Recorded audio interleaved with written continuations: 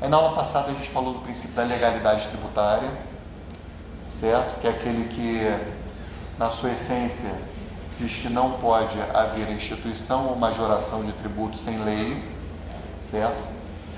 Ao lado do artigo 150, inciso 1, pessoal, eu vou pedir para vocês fazerem uma remissão ao artigo 97 do CTN. O artigo 97 do CTN, ele traz também o princípio da legalidade, mas já em âmbito infraconstitucional. Ele é até um pouquinho mais amplo, tá, pessoal? Normalmente a gente diz que o 97, ele traz o princípio da reserva legal, tá legal? Enquanto o 150, inciso 1 da Constituição, traz o princípio da legalidade tributária. Tudo bem? Então, o 97 é o princípio da reserva legal. E aí, eu vou ler para vocês ele. Diz assim: somente a lei pode estabelecer 1. A instituição de tributos. Igualzinho legalidade tributária, né? Só a lei pode estabelecer a instituição de tributos. Ele continua: ou a sua extinção. E a gente viu que isso também, a extinção de tributos tem que ser por lei, porque tem o 150, parágrafo 6º, que a gente viu na última aula. E não apenas uma lei qualquer, é bom que seja uma lei específica, né? Que a Constituição determina a lei específica para redução de carga tributária. Falamos disso na última aula. Aqui o 97.1 está reafirmando. Trouxe a pasta, caso depois você queira colocar, na hora que você achar pertinente. 97.2. Somente a lei pode estabelecer a majoração de tributos, o aumento, certo? Ou a sua redução. Também, né? Então, você tem o 150, inciso 1 e o 150, parágrafo 6º, que estão traduzidos aqui no 97.2. Tá claro isso, pessoal? Tá? 3. Somente a lei pode estabelecer a definição do fato gerador da obrigação tributária principal. Qual é a definição do fato gerador, pessoal? Na verdade, aqui seria mais correto, né? E o CTN vai cometer esse equívoco várias vezes, tá, pessoal? Uma coisa interessante. Só a lei pode estabelecer a definição da hipótese de incidência, certo? Só a lei pode dizer qual é a hipótese de incidência de determinada coisa. Não o fato gerador. Lembra que eu fiz essa diferença? Fato gerador é a situação concreta que acontece no plano da realidade. Quando está falando de algo que a lei vai fazer, o mais correto é dizer hipótese de incidência. É claro, né, pessoal? Só a lei, isso equivale a instituir tributo. Só a lei vai dizer que situação que, se ocorrer, gerará o nascimento de uma obrigação tributária. É claro que essa lei tem que estar em conformidade com a Constituição. A Constituição já faz a distribuição das competências tributárias, né? Mas a lei, ao criar a hipótese de incidência, tem que estar de acordo com a Constituição, certo? 4. Somente a lei pode estabelecer a fixação de alíquota do tributo e sua base de cálculo, ressalvado o disposto nos artigos tais e tais. Então, aqui, pessoal, o CTN, ele aponta para uma tipicidade fechada. Lembra que eu botei a regra matriz de incidência tributária para vocês, né, com os critérios? Eu disse assim: a tipicidade fechada é aquela que determina que todos os critérios da regra matriz de incidência tributária estejam estritamente previstos na lei. Enquanto a tipicidade aberta admite que a lei estabeleça os parâmetros, né, e que o Supremo hoje ele está um pouco mais voltado à tipicidade aberta, né? Então, aqui o CTN, ele dá uma certa apontada para a tipicidade fechada, quando ele diz assim: a fixação da alíquota do tributo e de sua base de cálculo, ela vai ser feita por lei, tá? Dá para interpretar isso, né? Dizer, tudo bem, a fixação da alíquota está sendo feita por lei, mas a lei pode estabelecer faixas de alíquota, que é o que o Supremo diz, né? Então, e ali você ter uma certa possibilidade do legislador infraconstitucional, tá, da administração pública, trabalhar nessa faixa de alíquotas. Diga. Mas aí você tem a Constituição, Você... Essa lei é uma específica, certo? Sim. E aí, você tem que pode geral, certo? Sim. Guilherme, né? Então, o Guilherme ele falou, mas o CTN pode estabelecer essa base de cálculo? Não só pode, como deve. A gente vai ver daqui a pouquinho, tá? Então, o CTN ele vai dizer, mas de uma forma um pouco mais, vai estabelecer com os parâmetros para a base de cálculo. Depois a gente vai ver daqui a 1 ou 2 aulas que se espera que a lei complementar federal estabeleça a base de cálculo dos tributos, tá? Então, dos impostos principalmente. E aí a gente vai... Sim, a resposta é afirmativa, tá? É o que você me perguntou. Bom, e aí, pessoal, combinação de penalidades. Lembra que ninguém é obrigado a fazer ou deixar de fazer alguma coisa senão em virtude de lei? Né? Então, quando você trata de penalidades, você precisa de que haja uma lei prevendo que o cara vai pagar uma multa, certo? Aqui ele dá uma certa avançada, o CTN às vezes faz isso, tá? Ele não trata apenas de tributo, ele às vezes trata também de multas tributárias. Tudo bem? Só a gente saber que uma coisa é tributo e outra coisa é multa. Mas ele trata eventualmente de multas tributárias. E eu tive um caso desse, tá? Concreto, lá na PGM. Foi estabelecida, eu não vou lembrar dos detalhes, que tem mais de 20 anos que eu fiz esse parecer. Mas era um decreto do chefe do Poder Executivo que tratava de uma taxa, que chamava de taxa cemiterial. É uma taxa que os cemitérios pagam por uma fiscalização sanitária que acontece nos cemitérios, tem toda a questão da exumação dos corpos e há uma fiscalização do poder público. É uma taxa porque se exerce um poder de polícia de fiscalização. E foi prevista uma multa por decreto. E aí eu fiz um parecer dizendo, olha, essa multa, ela está violando o artigo 97. Quer dizer, havia toda eu não lembro os detalhes do parecer, mas havia uma suspeita de violação 97, inciso 5, e depois a gente acabou, se eu não me engano, né, não lembro exatamente, mas parece que a gente descobriu um fundamento legal para a cobrança dessa multa, e a gente conseguiu ver que o decreto estava regulamentando, na verdade, uma lei que já existia. Então não houve problema, no final das contas, na cobrança disso, tá?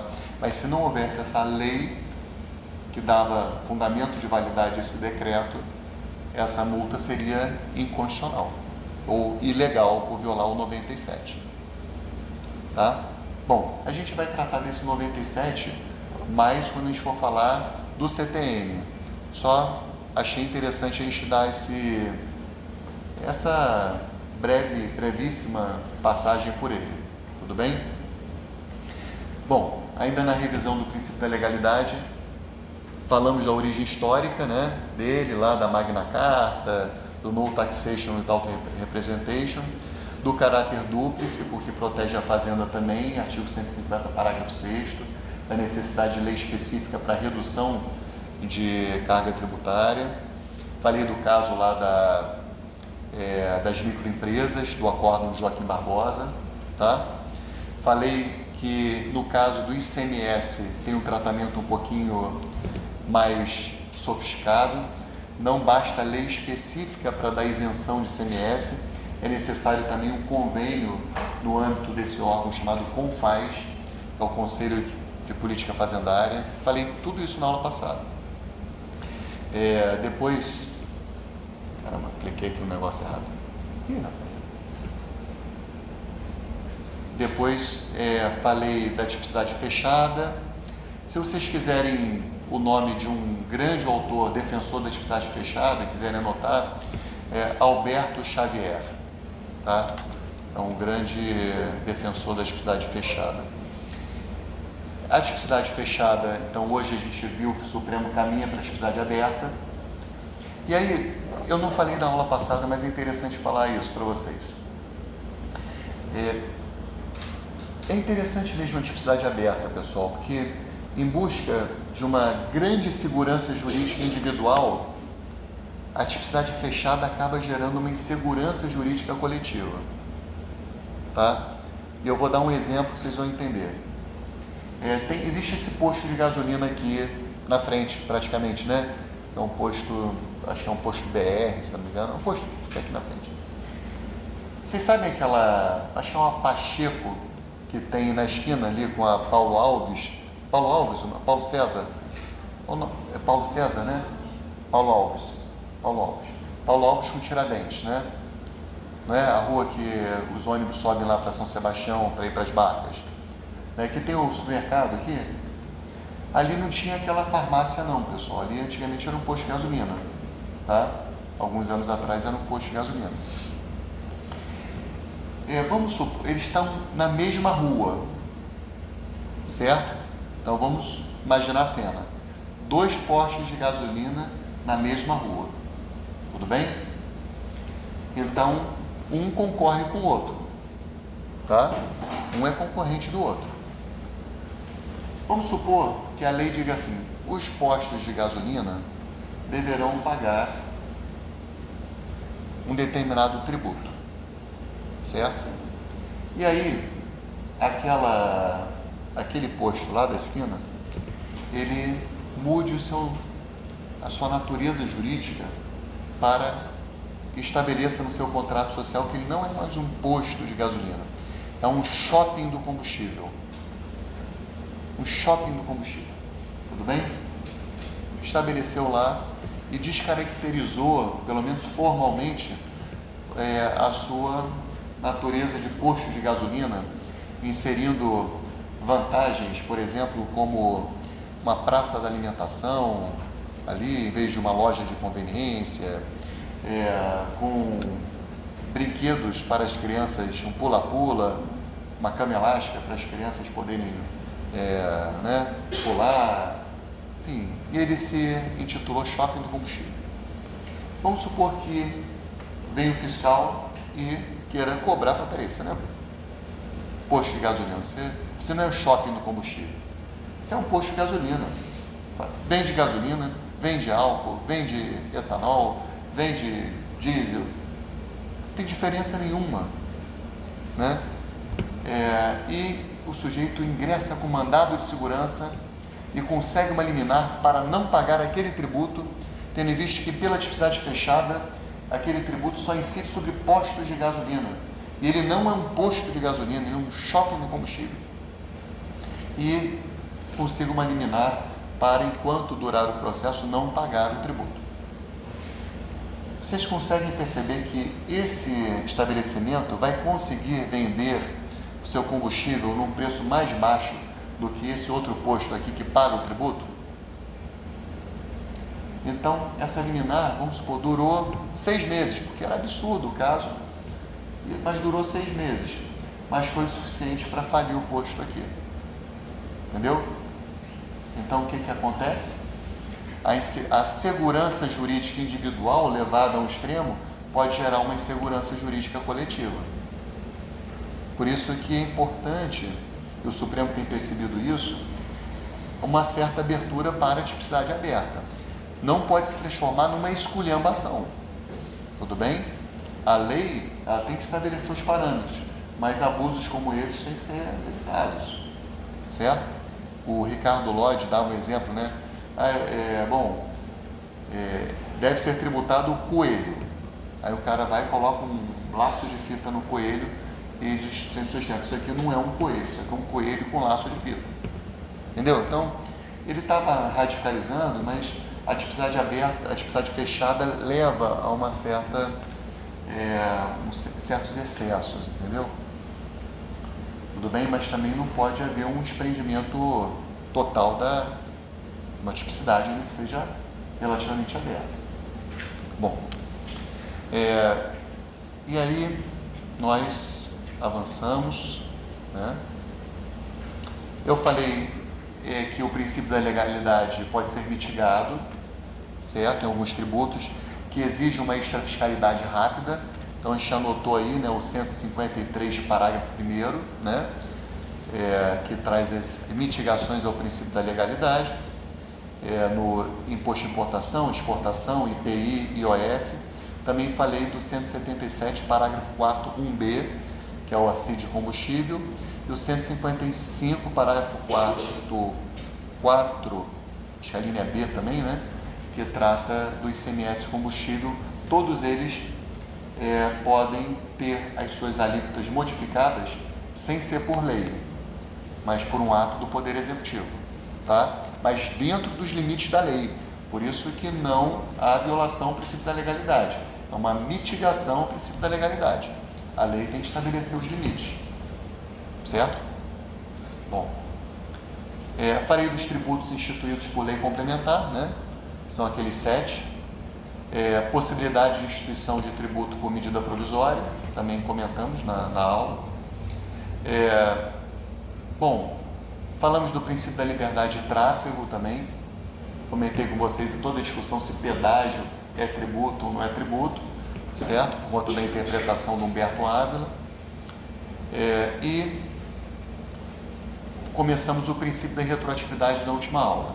Para quem chegou um pouquinho mais tarde, pessoal, eu combinei com a turma aqui que eu olharia meu caderno junto com a turma, já que eu estou com essa inovação aqui que o Ananias sabiamente me convenceu a adotar, e eu estou passando todos os pontos do meu caderno para ver se for faltando alguma coisa, tá? Então, o princípio da irretroatividade, pessoal, 153A, começamos na última aula. Ele tem uma redação bastante autoexplicativa, né? É vedado à União, aos estados, aos municípios, ao Distrito Federal, cobrar tributo em relação a fatos ocorridos antes do início da vigência da lei que houver instituído ou aumentado. Tudo bem? Então, se uma lei instituiu um tributo ou aumentou o tributo, é claro que ela não pode atingir situações passadas, só dali para frente. Tudo bem? Tem muita relação, gente, com o princípio da retroatividade geral. Então, eu peço que vocês façam uma remissão aí ao artigo 5º, 36 da Constituição. Tudo bem?